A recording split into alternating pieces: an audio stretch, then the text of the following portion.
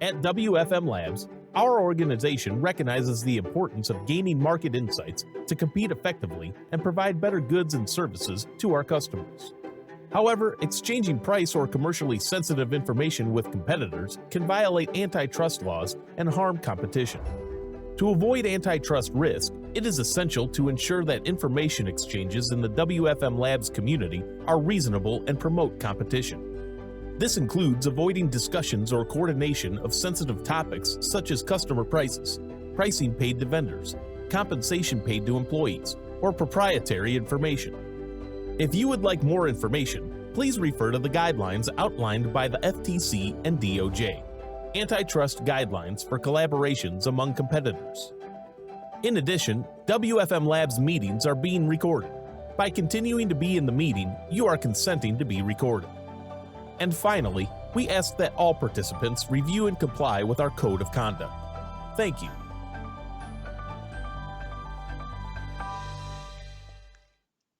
Hi, it's Ted Lango, founder of WFM Labs. The following is a recorded session held on March 9th, 2023, our first interactive workshop where we sat down and examined a proposed model for the next generation of workforce management. We leveraged a maturity model approach. The following is our dialogue. We look forward to your feedback. As you watch the video and you have input, please feel free to comment. We hope you enjoy. Thank you. So let's jump into it. Like I said, I'll take 10, 15 minutes. If anyone wants to jump in and add color as we go along, feel free. And Jeff, thank you, welcome. Jeff is one of our other founding members. Jeff Gaskin I've worked with. This is a small family. A lot of us know each other from previous lives, but good to see you, Jeff. So we'll jump in as I said. Ted. Yep. Sorry, in the spirit of jumping in, I wanted to say I can monitor the raise hand function if folks would like to use that, and I would encourage them to do so. If you got a comment, I'll play co-pilot here for you, Ted, and if I see a hand come up, I may stop you if that works. That's perfect. That's perfect. Appreciate it, Jim. Sure. All right, so let's dive into it. As I said, we'll spend maybe 15, 20 minutes just going through what we've drafted. It's a draft. Before we kind of dig into it, though, let's clean the slate here quickly and just talk about a maturity model as a whole. The maturity model itself attempts to look at from left to right over time, how we're performing. Are we over in the bottom left-hand corner where we're an underperformer or a follower? Are we on the right-hand side where we're leading with the newest types of practices that are out there in the industry? And on the y-axis, ultimately, is value. So these are used a lot. I think they're really valuable in terms of assessing where you are. But to redefine a maturity model is a different thing. A lot of these are established for industries. You can plot yourself, figure out where you are in terms of value. And here we're basically saying, let's take a new, fresh look at workforce management and draft what this new model looks like. We start in the left-hand corner with what we're calling level 1, initial manual. A lot of us have been there, maybe not all of us. If you've run a call center where we did everything on spreadsheet, we didn't have IEX, we didn't have Verint, we didn't have Alvaria or Aspect or Genesis or any of the ACD platforms. Instead, we're running a call center that just kind of reacted. Seems like we need to hire, let's go out hire. Operations may have run those decisions as opposed to having workforce. It's how I started my career.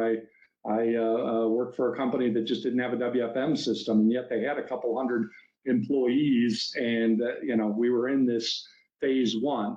Phase 1, we still see companies out there that don't have WFM software. Most often, Josh pointed this out to me a couple of weeks ago. A lot of times it might be a new division that comes on your company. You go acquire a company and they say, well, you guys might be on IEX, but we like doing our own thing over here on the side and still run things on spreadsheets. But phase 1 is essentially, hey, you haven't stepped into where I think most of us have lived over time, which is phase 2. And that is where ultimately you do have the traditional WFM software. You've got operating standards. I'll just say, I think there's a lot of room here in phase two, and I've sort of compressed this. On an old maturity model, we may have broken this out into a phase two, phase three, phase four, in terms of moving from, not having a WFM software correctly configured and reconfiguring it, not having standards outlined, but still basically pre-scheduling activities, working from a fixed point budget, reacting to variance framework. There's a lot of room between phase one and phase two. Nate, Brown, Jeff, you, we lived it at some previous companies that we were at, where we'd go in, kind of rip everything down and rebuild it, from left to right. You can spend several years advancing across this particular phase. I'll just pause there and see if anyone wants to add any color to phase two, or if there's any questions before I move on to phase three, because this is where I lived for 20 years prior to seeing sort of additional levels that we could go at. But any comments or additional color that anyone wants to provide here? I might just add, Ted, I think it's not bad to be at level 2, and probably most of you on the call will probably see yourself in level 2. And again, that's the whole point. What we're trying to do here is, like, it's time to really change things up a little bit and think a little bit different. I can look personally at all the teams I work with. One, some of them are, we haven't got to 3 yet, to get there. So it's not uncommon for you, if you're in a large organization, to have teams in different levels. But I'd be willing to bet most people out there, you're probably in level 2 somewhere. And like you said, you can be sitting in that for years, because that's quite an increase. But yeah, I appreciate that. And Jeff, I just muted you because I was just getting a little bit of feedback. So take yourself off mute if you need to pipe in. I agree. I mean, honestly, this is where I believe around 95% of the industry is today. That's kind of where we are right now, and that's the reason for this community coming together is, this is where we've been. This is what we know. This is what we're comfortable with. It's kind of like it's the industry standards for the most part, right? It's where everybody's kind of evolved up to this point for a lot of it. I mean, there's a surprising number of them still out there in level 1, especially beginning startups or smaller businesses starting up that are just starting to get to the size that they need to, and they're starting to realize that they are a call center. It's not just bunch of people who happen to take calls. So yeah, no, there's, I'd say, yeah, you're right on it. A majority of them that I've seen and worked with and have been in that level 2, and it is a very wide spectrum. The biggest challenge is the mindset, whether it's the cultural mindset within the company itself or how they're willing to budget and allocate for resources. There's a lot that goes in behind it. So yeah. Yeah, Ted, I liken it to almost like we went from 8 tracks to cassette tapes, and we thought that was really cool.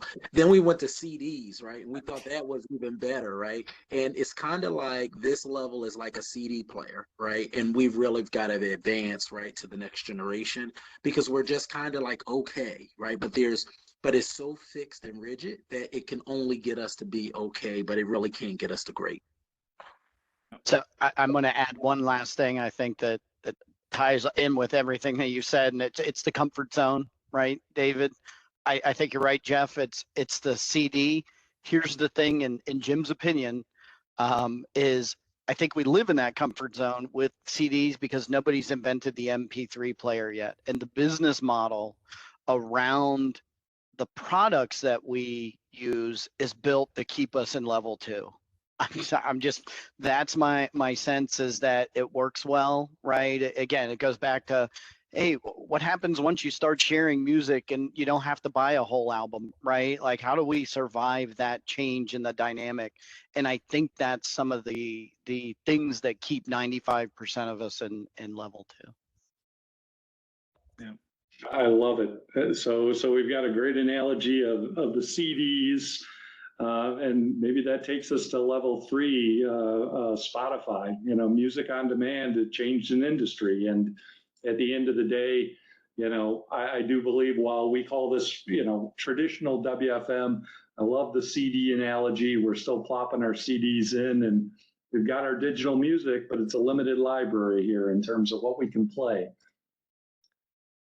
So I guess let's move on to Spotify, music on demand, where we see the next path. And again, this is all up for debate, but the light bulb that went off for me was when we started to really automate what we do in workforce management in real time. The notion of pre-scheduling activities, whether it be training, coaching, the whole nature of trying to get the forecast just right and not addressing variance.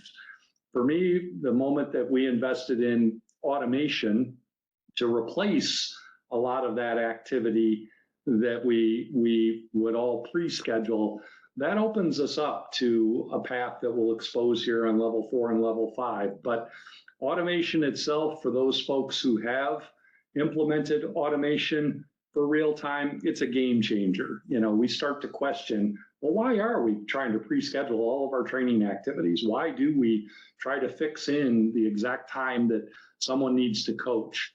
Why are we so focused on adherence to schedule when calls run over? Why can't we automate some of this stuff that allows us to move the segment automatically when a call runs over?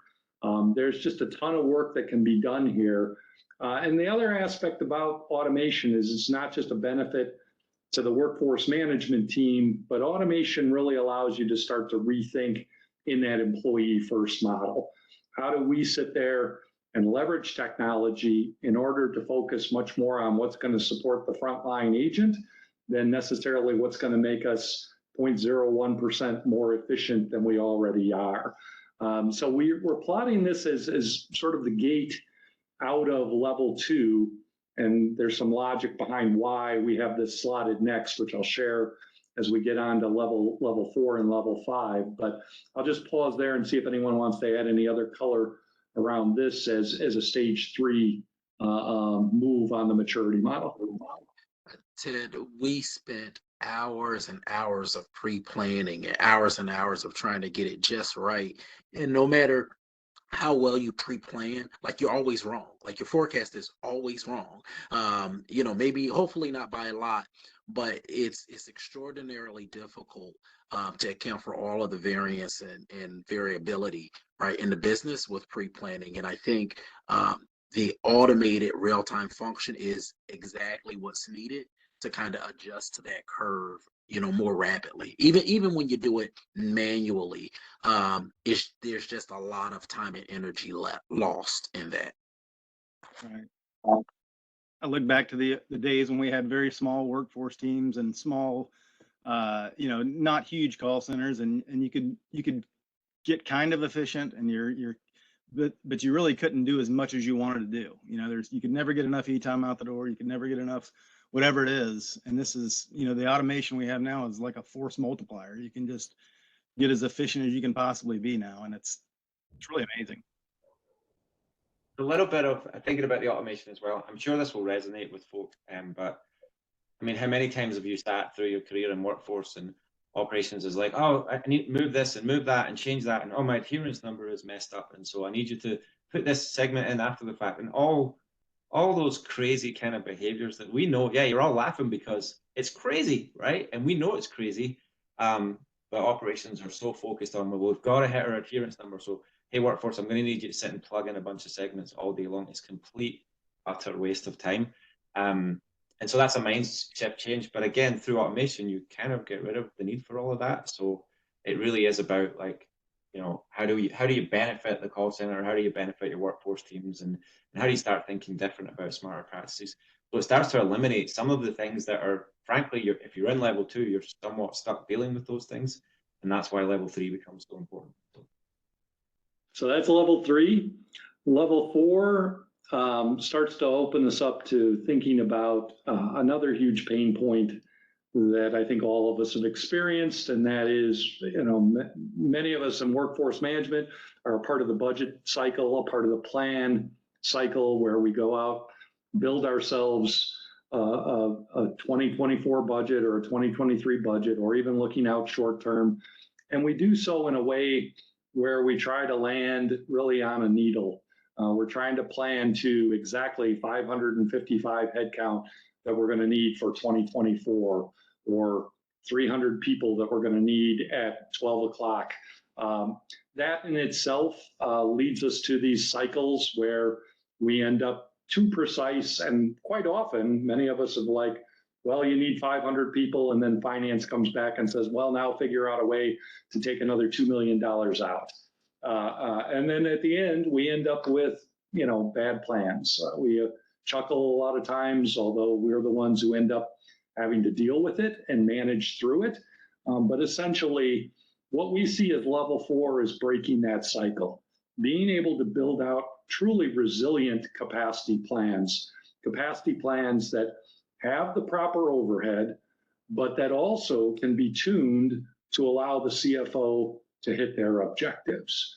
And so we've outlined a methodology that starts to introduce Monte Carlo simulation, probability and variance factors, and really starting to expose not just single point plans, but a range of outcomes based on the probability distribution of the range of inputs that we have.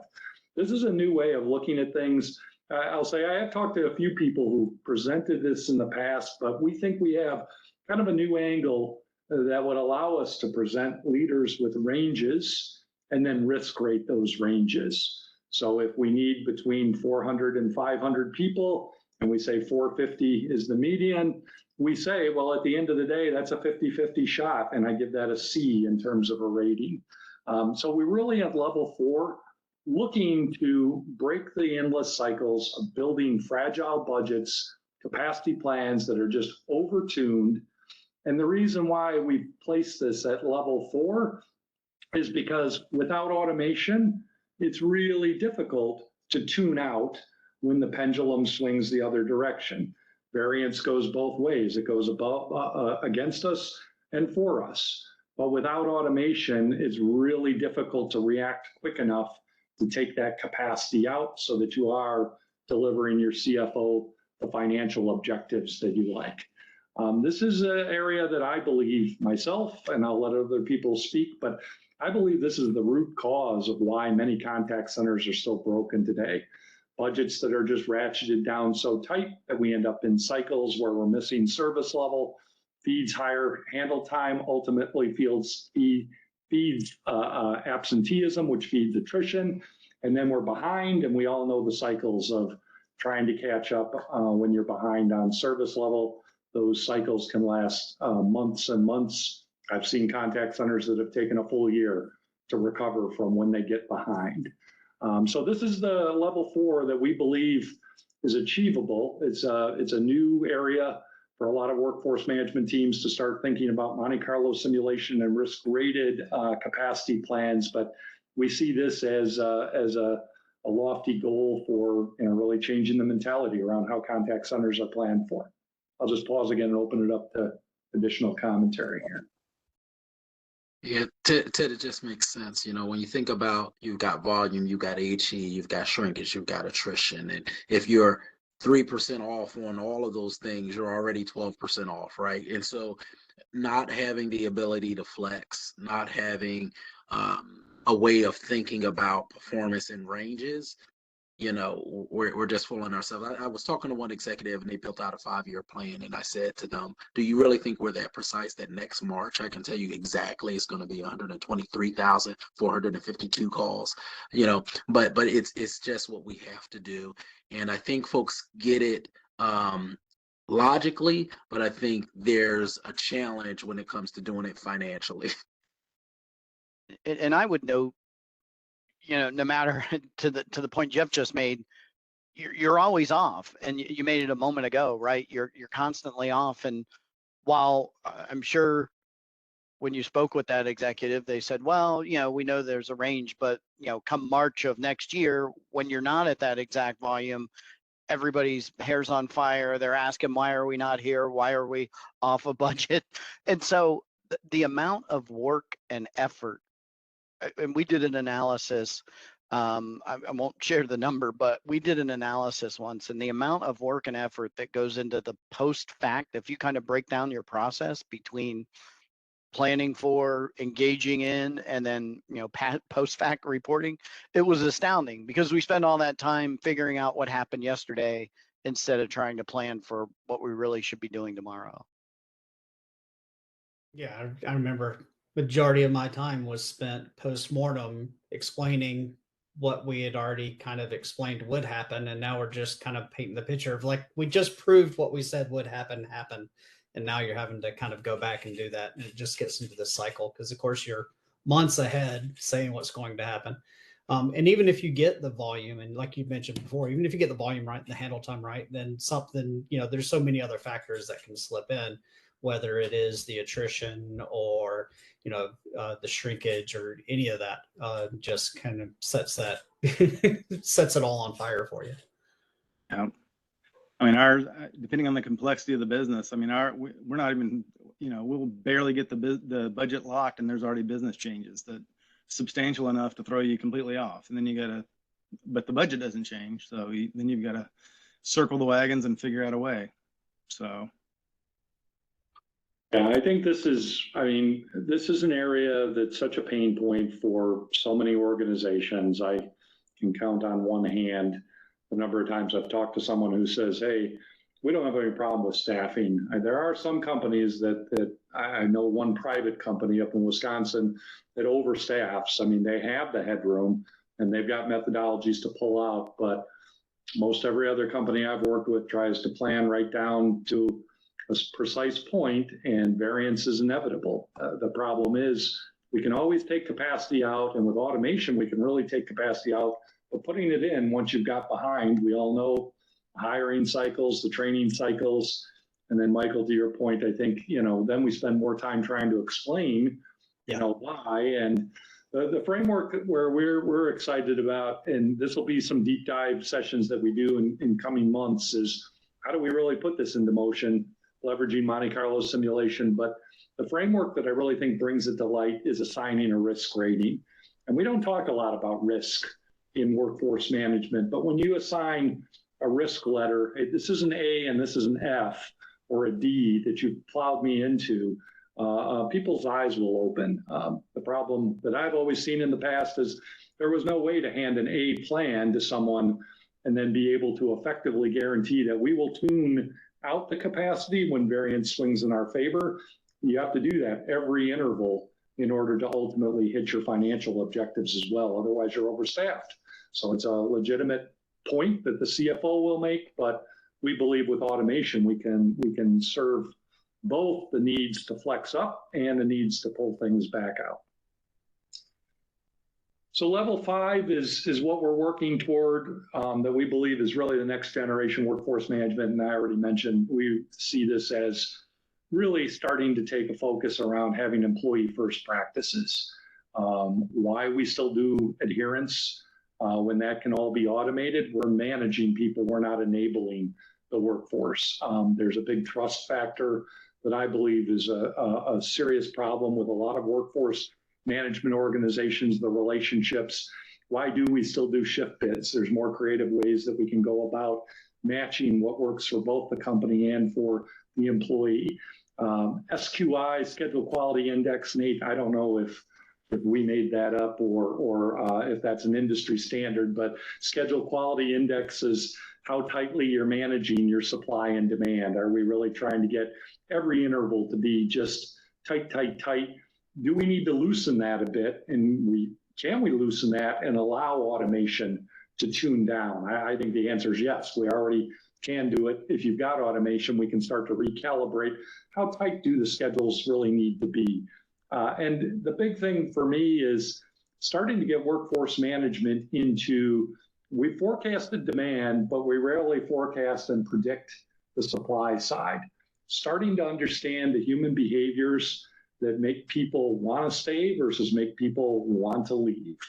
I think this is a new area for workforce management where we can lead on attrition analytics and start to understand what really makes employees stick and what drives them out, and start to work on forecasting that, exposing what's working and what's not. But really, it's now stepping back when you get to level 5 and saying, let's really look at our processes from A to Z. Are they employee friendly? Do they enable the employee? Or is it more of a top-down managerial draconian way where we're just saying, hey, you got to be here on your break at 10 and 16, otherwise you're penalized. I'll just say a couple other words on this is I think level 5, and we'll talk about this when we get to the Q&A, Jim, this is one of your questions. Yeah, can you tackle some of this stuff earlier? I think you can. We saw a tremendous advantage to the employee when we start to introduce automation in favor of the employee.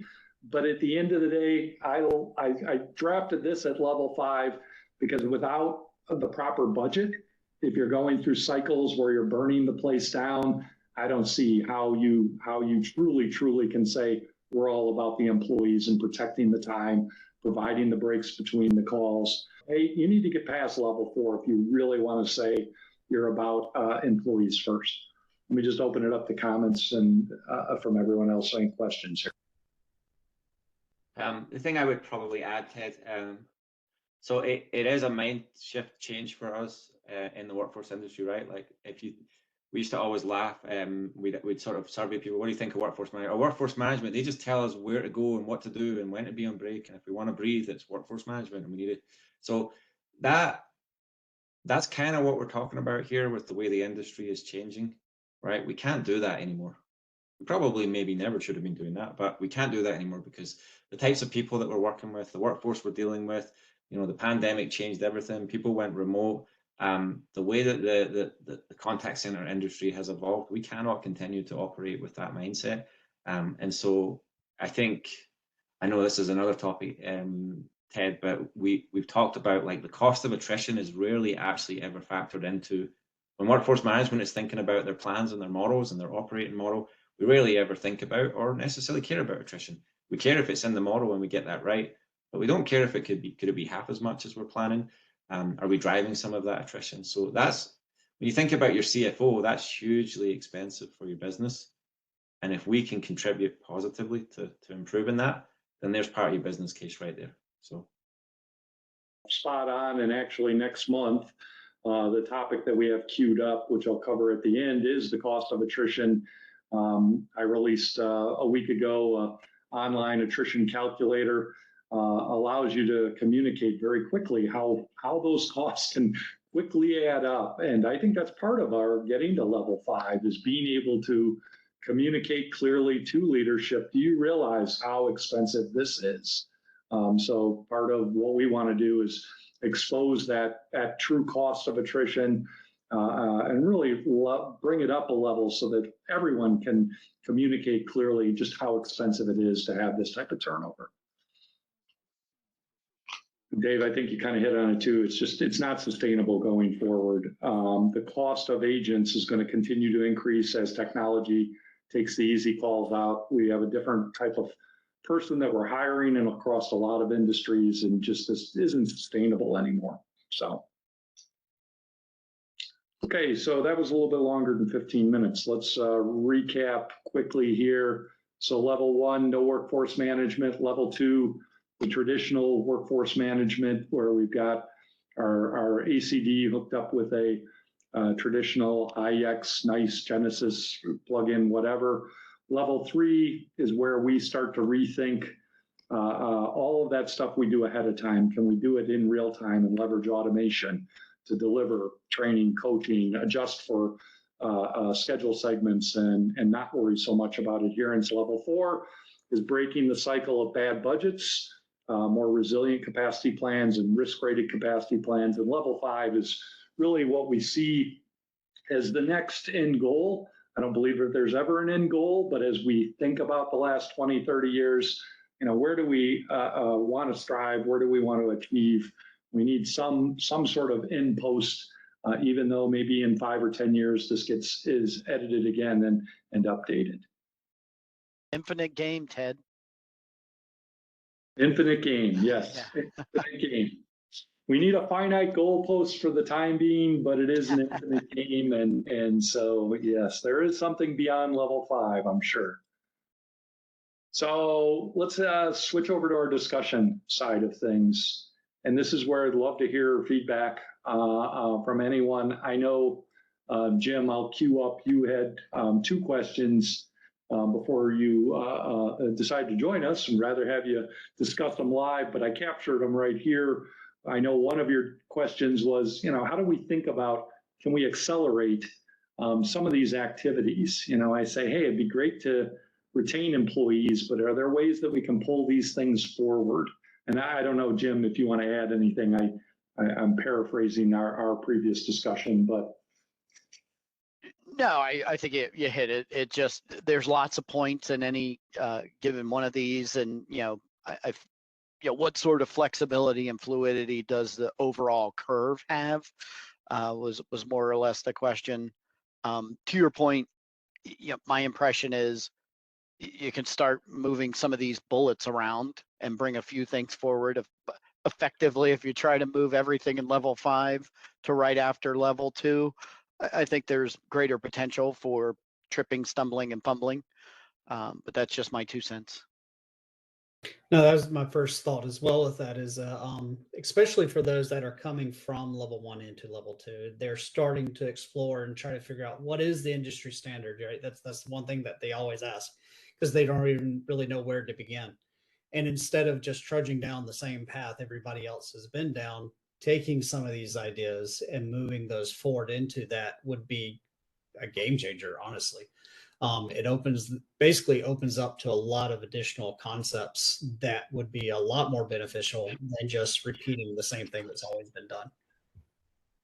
Yeah, I think, Michael, that's kind of one of the light bulbs that went off for me in rethinking this was, hey, if I would have implemented real-time automation earlier in one of my rebuilds of workforce management, Yes. what would that have meant to how we went and developed practices in the traditional, I'll call it WFM 1.0? Well, we've spent a lot of time laying out how we pre-schedule activities, how we have procedures for, going through coaching. And with automation, there is the opportunity to maybe leapfrog, especially if you're going from level 1 into level 2. Do you need to spend 5 years advancing practices, or do you start to look forward and say, well, we can rethink some of this? And so that's why I think Jim's question is really valid here is, are there opportunities to start leapfrogging? I think there are, but I also think, just my own opinion is, again, I don't think you can recognize a full agent first model if you've got bad budget and you're burning the place down 3 to 6 months out of the year. So that's sort of some of the logic. What do other people think? Yeah. I want to just tack on something real quick to what Michael said, because I think it's important, as you asked, when you get asked, because I get this question, I think it's a lot, what is the industry standard? What's interesting is, again, I think anytime any company asks that, we're always answered by, here's the products that are being used, right? So here's Gartner's Magic Quadrant, right? Which is, again, if this curve should serve as the standard, not any individual or particular product. And I'm sorry, I think I stepped on somebody. I just wanted to get that out before it creeped out of my mind. All right, Jim, it was me, so you don't have to feel bad. Oh yeah, then I feel all right. Yeah, I thought it's okay. I was just saying, I think I do believe we can bring some of this stuff forward. I would say for the groups I'm working with, we are just stepping into level 3, but I'm already looking at and building models for level 4, because I'm trying to sort of stress test some of this stuff. So there's no harm in, you don't have to follow this exactly. I'd be dead curious for some of the folks on here that maybe are seeing this for the first time. If you feel this makes sense, we've got it right. I would also say, since we are recording this, for those that are maybe listening to it after the fact as well, provide comments. Does this resonate? Does it seem like it's right? Does it make sense? Do we have it in the wrong order? It feels right to me, but there's You do not have to follow a rigid. I think that's kind of what we're saying, right? We want to break the rigid everything. Like, there's no reason why you can't jump ahead a little bit and begin to explore some of the other steps if it makes sense in your business. So, Right.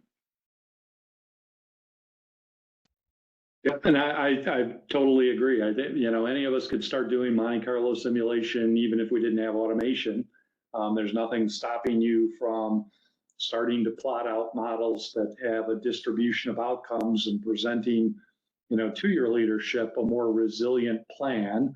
The logic I implemented, again, not to repeat too many times, was you can model a whole series of outcomes, but without automation, you do run the risk of potentially being overstaffed without being able to swing capacity in the other direction. So be careful of how far you stick your neck out. If you ask for between 400 and 600 heads and say, well, just give me the 600, that's an A-plus plan, but you don't have automation then to tune capacity out when variance swings the other way. But I agree.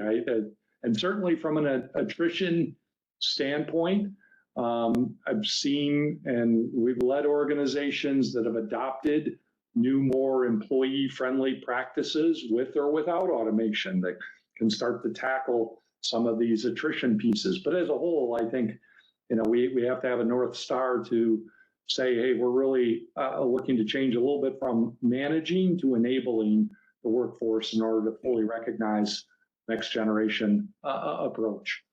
I think the other thing you can do too is potentially use some of the Monte Carlo simulation with the options and the grade ratings to help air quotes sell option 3.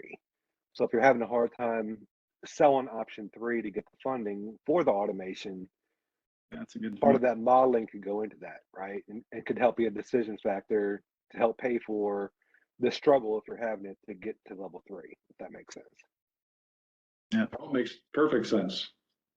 Yeah, that's honestly, when I saw the Monte Carlo simulation and you were describing it, that's kind of where my mind was going as well. Because I was just going back to my days of creating, you know, preparing for shift bids and looking at what possible schedules do we want to offer, and then having to basically provide multiple options to management to help them try to figure out which ones do we actually want to offer out and all that. And there was always this kind of, you know, process of like, all right, these are more employee friendly schedules, but they do give us a worse service level result. These give us the most optimal, but we may not have anybody here after we roll these schedules out. Like, and having something that did that more often to be able to, like you said, sell that level 3 and sell those initiatives and things you're wanting to talk about and kind of help prove those out. That's really kind of the challenge there is, I think anybody, like everybody I've ever worked with in workforce management, we've always kind of joked about it. We say no all the time. We want to say yes for a change to something. We want to make something better for the employee, but because of where we're put, we always have to say no. We're always kind of the bad guys. And just having anything that can kind of give us a better answer to move forward is, I think, great. Yeah. I quite like the having probability and variance and the risk assessed capacity plans. Because my apologies, I forget who said it, but you know, pretending that 13 months from now you'll know down to call, like how many calls you'll have, what the HC will be, how many people you need, like that's just laughably wrong, right? When I'm talking to people outside of my team at work, I like to joke with them that my crystal ball gets fuzzier the farther you ask me to look in the future. And that's a great way to incorporate that. So I say that when I talk to people, but our plans don't show that in any way. You know, we don't say this is our target and plus or minus 10% on the, you know, it's the number is less meaningful without an idea of the standard deviation, the variance that comes out of it. So I like seeing that called out. Very good. Thanks for the feedback. Let me jump to Jim's next question, because I think this has come up in a few different areas. Jim, you asked about technology. Where does technology fit into this curve? A lot of us are going through CCAS migrations. At the end of the day, we also feel like, and I think this comment came up in a couple areas, we're more following a maturity around what the vendors are laying out in terms of their technology platform than necessarily what our needs are. My first shot at the input to your question was I think there's probably technology considerations at every level in this.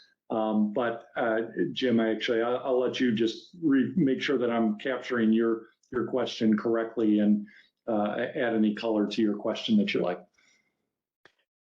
You captured it correctly.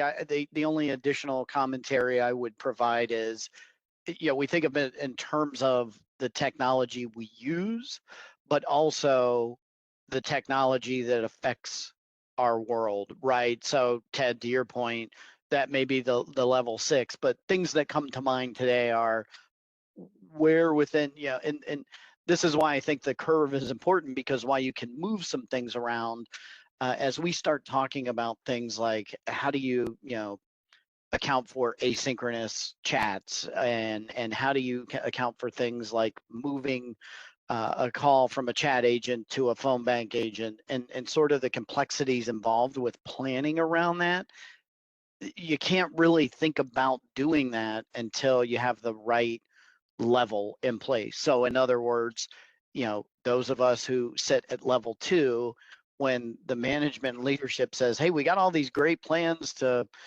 create one agent that does everything, and we're going to put calls on hold, and we're going to have asynchronous text available, plan for it, right? You got to go, well, we're at level 2, and that's really a level 4 type planning situation, boss. So, so I just want to be clear that it's really technology we use and technology that affects our lives.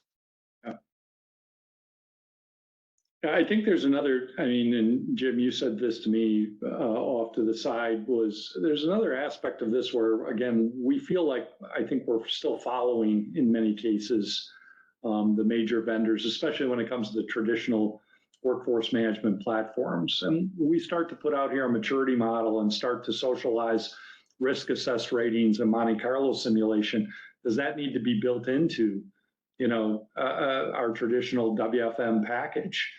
So that we can really start to leverage that granular detail and stop working from fixed points. That's another consideration as we think about this, is how do we envision a path forward, and then what does that mean for our various technology partners, and how do we start to influence that? I know is of an interest, I know to you, Jim, is to me as well. Yeah, absolutely. One of the things here with, the workforce management vendors, the tools are complicated. It takes a lot to learn how to use one. It takes a lot of people to manage one, especially if you're sitting in a level 2, upper level 2, level 3, and you've got a team of people doing it. The more you can have in the tool, the more that it's automated and easier to learn, the better off you're going to be. All right, we've got about 8 minutes left, and I just want to open it up, and we've got 2 questions for Jim, but what about everybody else? As you go and look at this model, what other things come to mind? What are we not thinking about? Input? I'm just excited that something like this is out there, that this type of conversation is happening, because really what's going to have to happen is it's a mind shift. And it's going to happen and move across the industry, right? It's going to have to see, basically prove itself out so that others will adopt it. That's why I was excited to see, if we can move that up into level 2, some of these items where, those who are not going to get stuck in doing the same things just because these other vendors, that's all they can do with that. They can start moving that path, start proving that out. And then what you'll see is this starts becoming a more accepted request, because that's the biggest problem, right? When we go out there and you start talking to other WFM leaders, just talking about the fact that you don't want to, even today, just adherence is a perfect example of saying, I don't want to make an adjustment for every change just because somebody was 5 minutes late for break. The goal shouldn't be 100% anyway, because we don't want to measure how well you are at scheduling adjustments. If you're measuring adherence, you want to measure adherence, not how well you do adjustments.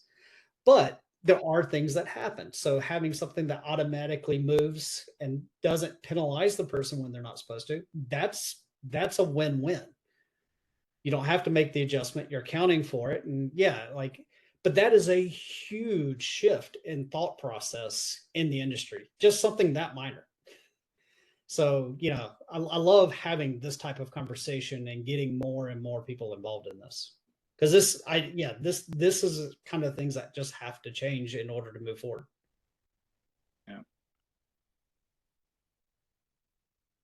Yeah, I mean, I'll build off that, Michael, and just say forecast accuracy. How many times have we heard, well, we're missing service level, the forecast must have been wrong? No, it's variance. It's accurate enough. We're not getting any more return on being more and more accurate. Let's rethink this, you know, and that's my passion around this notion of let's work with ranges and probability models, you know, and really then let technology tune as opposed to all of this manual.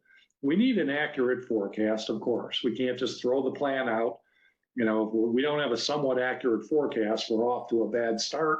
But I see very little return in just driving additional accuracy when there's so much volatility and uncertainty that's been introduced into our worlds today. And that, I think, is a key concept that we have to be able to communicate. It's not the same predictable cycles that it might have been 20 years ago. There's way too much variability in today's world. So there tends to be this sort of, I mean, at least in my experience, it tends to be very sort of one-dimensional. Like when we're off, because we're always off, right? I always joke with people, we're in workforce, our job's to be wrong, just not too wrong. But you could argue, right, we're not wrong, it's right, something else happened. But at the end of the day, what I've experienced across my career is it's usually the biggest fire in front of you is what everybody fixates on. So what I mean by that is we all know that, you know, there's, you mentioned it, Michael, right? What's happening with volume, what's happening with your handle time, what's happening with your loss time, what's happening with all of those pieces.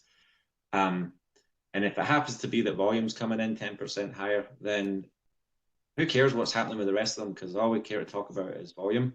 And then we might run a scenario to say, well, just put the forecast up by 10% for the next like few months or whatever, and that'll cover us, we're all good.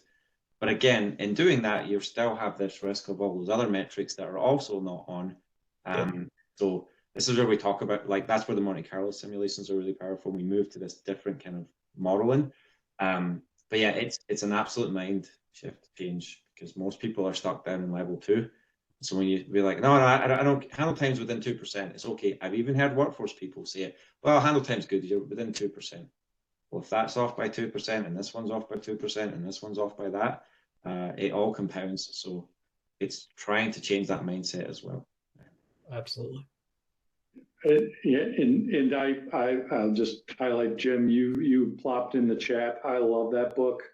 Philip Tetlock, these are the guys who beat out folks in the CIA in terms of forecasting events. That's great. I don't know, Jim, if you want to, I don't want to put words in your mouth around your insights on it. It is a great book. No, yeah, everybody was talking about that variance. It's just a natural, and there's a lot of really good examples in there where, you know, and to Ted's point, it's really talks about, like, you know, CIA and government, and, you know, they would talk to government officials and say, hey, this is 85% chance it's going to happen, and when it didn't, they would come back and go, you said it was 85% chance it would happen, and they would go, yeah, that means there's 15% chance it wouldn't happen. Right? So it's a good read, and I really enjoyed it if you're interested in the topic of forecast variance. Yeah, and honestly, just to build off those, I think that's part of this organization's challenge is going to be arming folks with abilities to go and have these conversations and communicate in a new way. So, you know, we've drafted a maturity model. We're looking to publish this as an open source standard that anyone can pick up and use to communicate going forward. And that's a big mission of this community, will be to kind of double click into the cost of attrition. Why, how, here's the tools, use them to take back to your leadership to communicate this. So I'm excited to be able to work with a whole community and really help arm you with those tools rather than just talk about concepts in a sort of arbitrary way here. So, any other questions, comments? We close. Yeah, Ted, just one other thought, and this is just a random thought that just came to me, and I apologize because I'm on my phone and I can't see kind of the level 6. But one of the challenges that I have seen in our flexing capacity is even our training models, right? And I don't want to get too far out of the scope of WFM, but you can have scenarios where you have enough people, but it's difficult to get those folks trained in the right skill, right? And so just thinking through, training delivery and how workforce can be agile in supporting that in flexible capacity. So, I'll send you something, but I just have some thoughts around how there may be some additional applications for workforce and training. Yeah, I think, Jeff, that's a great point. We're talking about workforce, but this spiders out to HR, to training, to really to the entire contact center operations. And while we're trying to reinvent workforce, what we're really trying to solve is the problem of customer service and contact centers as a whole. So that's a great comment, and I appreciate it because it is bigger than just us redoing WFM. I believe personally that we can be the catalyst, though, for change for all of contact center operations. So thank you for that comment, Jeff. Ted, one last branding thought I'll leave everybody with. Let it sink in while Ted shares this. I personally have rebranded WFM for this group to Workforce Magic. So I know it sounds kind of corny, but I really think, right, again, if we shift from that management and we start presenting it as, hey, we're doing a little bit of magic here, we're changing things. So that's my new tagline. I'll get in a plug, and I want to change the last letter to E for workforce enablement rather than management, and so we can pick anyone. Put that on the poll. Yeah, there we go. At the end of the day, though, the nature of managing people, that's one of the challenges here, and trust we'll talk about in the future. But no, thank you. Thanks, Jim.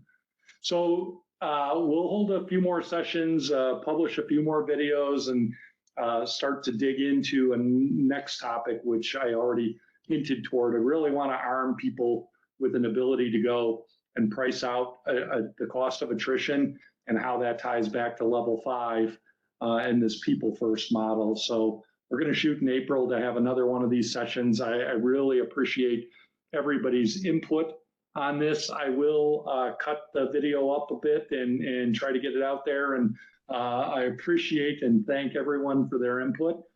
Great session. I hope everyone has a fabulous evening. Thank you.